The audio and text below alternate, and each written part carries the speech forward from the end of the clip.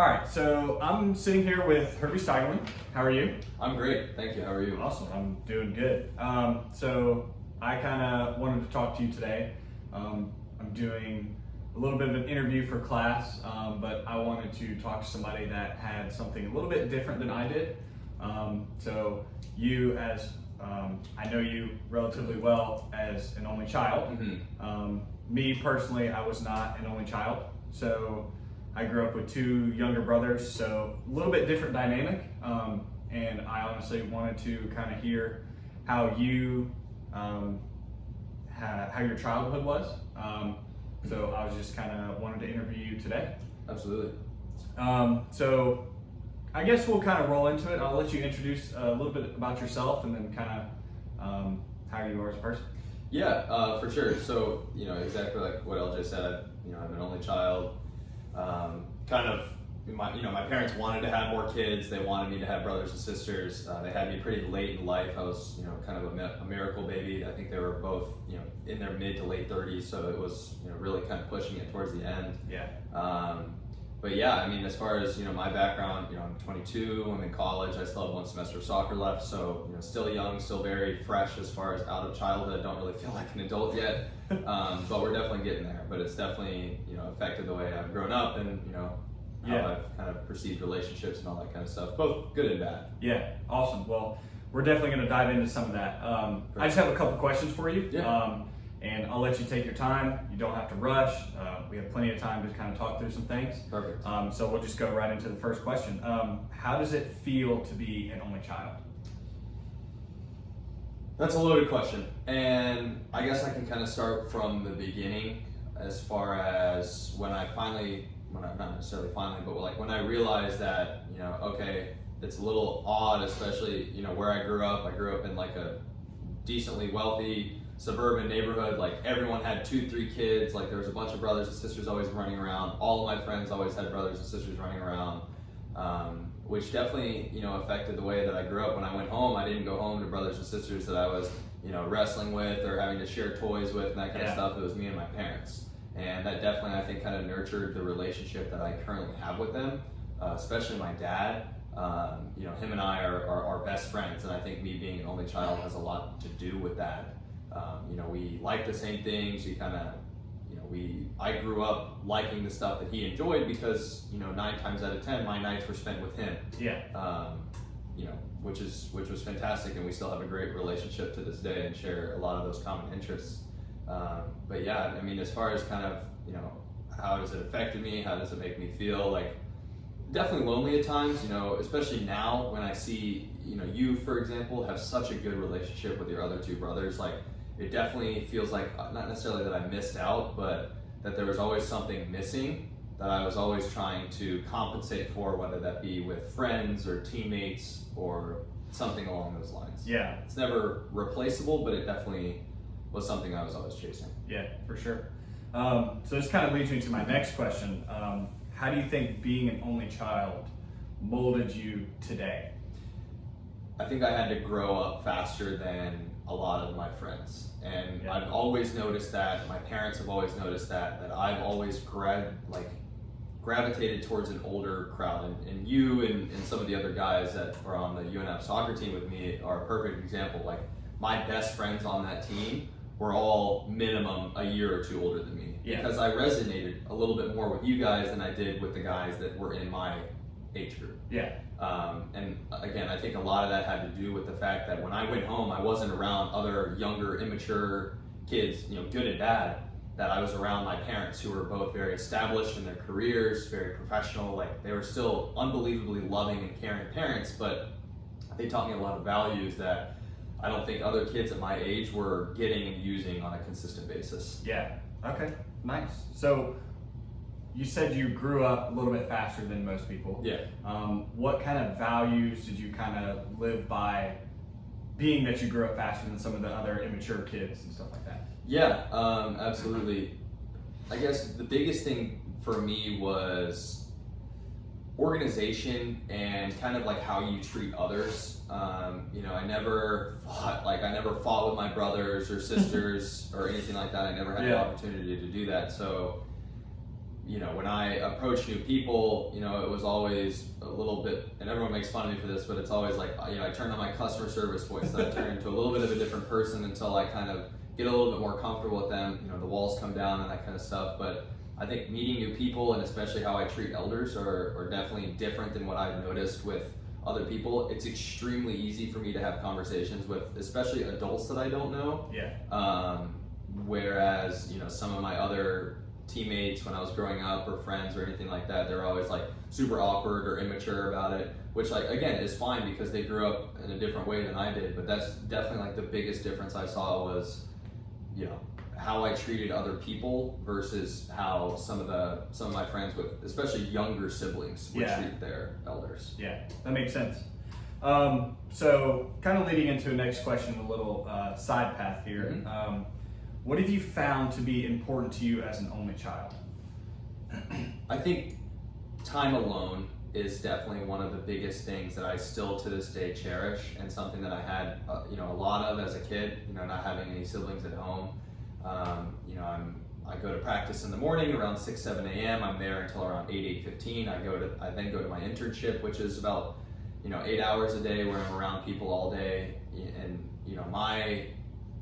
the thing that I'm most excited about is either going to the gym and being by myself and kind of just being in my zone with my headphones, or coming back here, listening to some music while I'm cooking dinner. But that alone time is something that I think I will always cherish, especially in a romantic relationship. That's something that I always stressed was, hey, I don't mind spending that kind of time with you. Yeah. But I've always had that alone time for myself that was really needed in order to kind of recuperate, really refresh myself for further conversations, further relationships, and all that kind of stuff. So I think definitely that quality time aspect is probably the number one thing that I carried from my childhood. Yeah.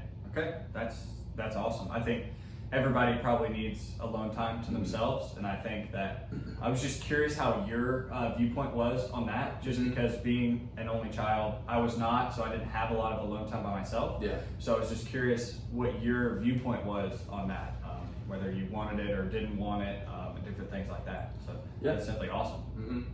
Mm-hmm. So this is a deep question. If there's one thing you could change about growing up an only child, what would that be?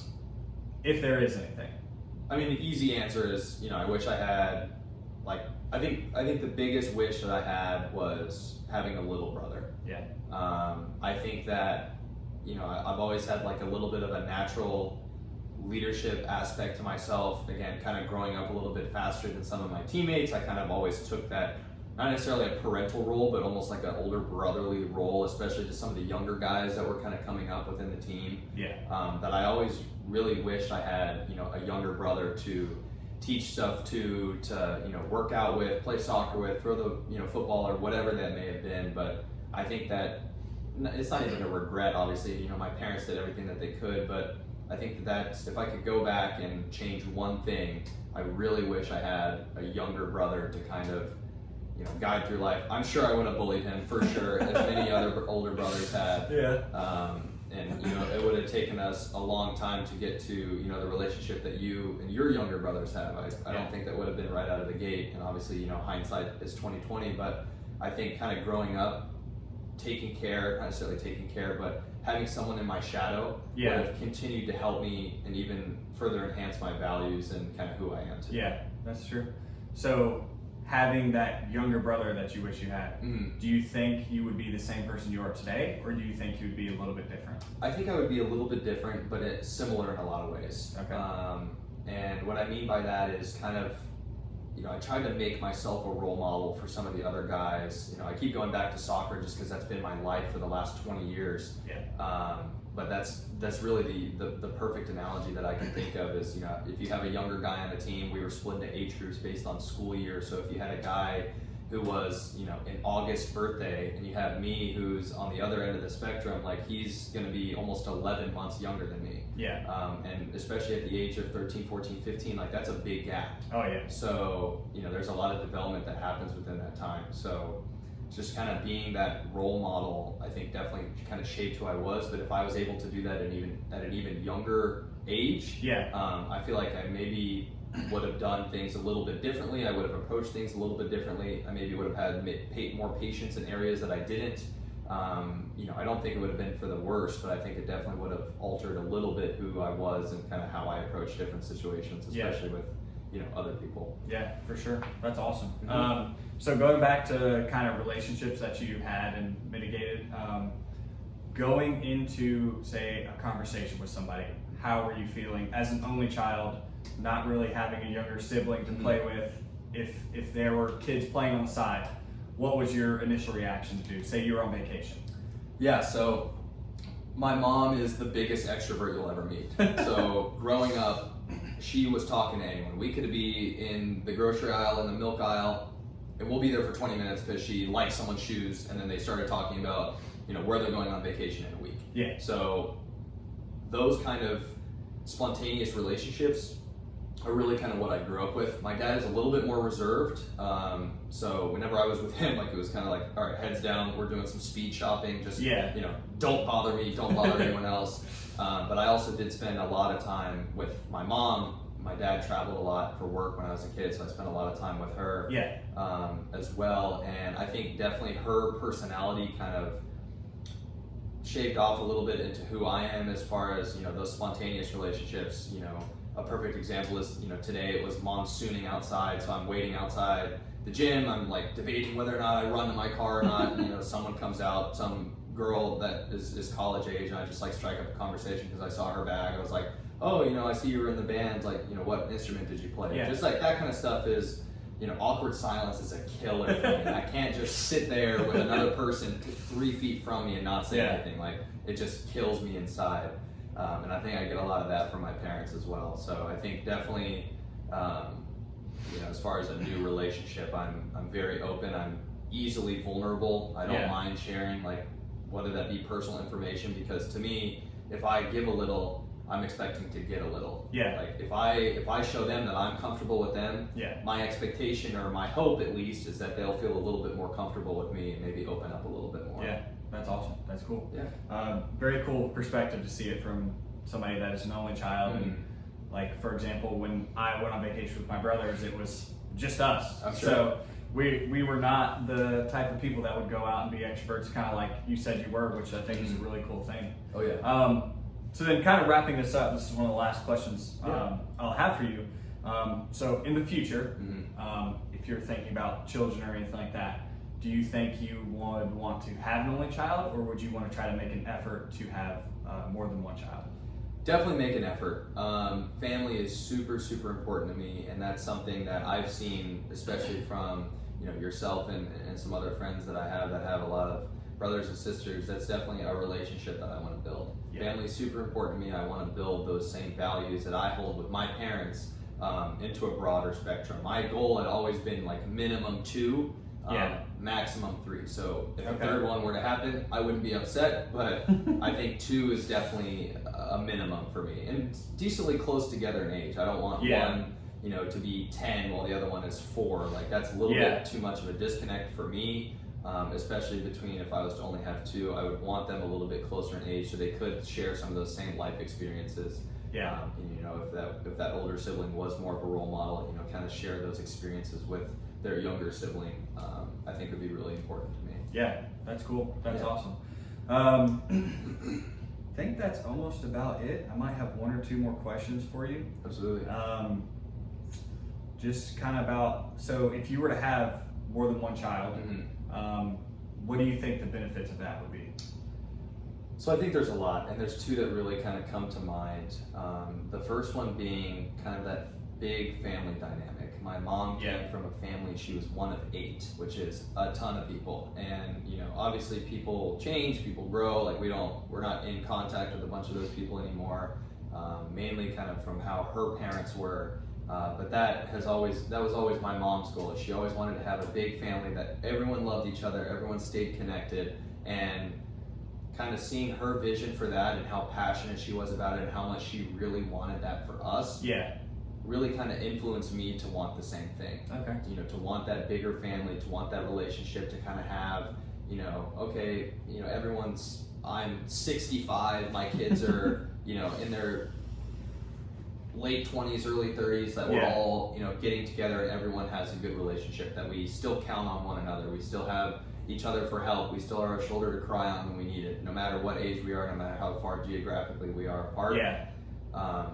That is definitely something that I would instill if I was to have more than one child. And then the other thing would be, really just kind of building that relationship between the two of them. Okay. Yeah. I know I see that a perfect example is, you, Jake, and Luke. Luke is a little bit further disconnected than you and Jake are. Yeah. And I, at least from an outside perspective, I'm not sure how you view this. I see him almost as an extension of you two as far as you guys sharing your life experiences with Luke. Obviously, he's a little bit different. He's not as athletic focused, all that kind of stuff, but I still see you care for him as if he was only a year younger than you. Yeah. Like, you don't see that age disconnect as a bad thing. You see it almost as, not even necessarily as a parental figure, but almost as a role model. Yeah. And after talking with Luke a lot, I think that he sees that in both of you as well. Yeah. So that's the relationship that I would kind of want to instill within, my two kids, ideally. Is to kind of have that relationship as far as, it doesn't matter how far you are apart in age, you should still count on each other. You should still have each other's back. You should still, want to die for one another because, you're family. Yeah, So. for sure. That's awesome. Well, it was really awesome to hear your kind of perspective with everything. Mm-hmm. Everybody comes from different backgrounds, different cultures, different kinds of things like that. And it's really cool to see somebody that grew up an only child, is still an only child, how they view the world, how that shaped them as a person. It's really interesting to me.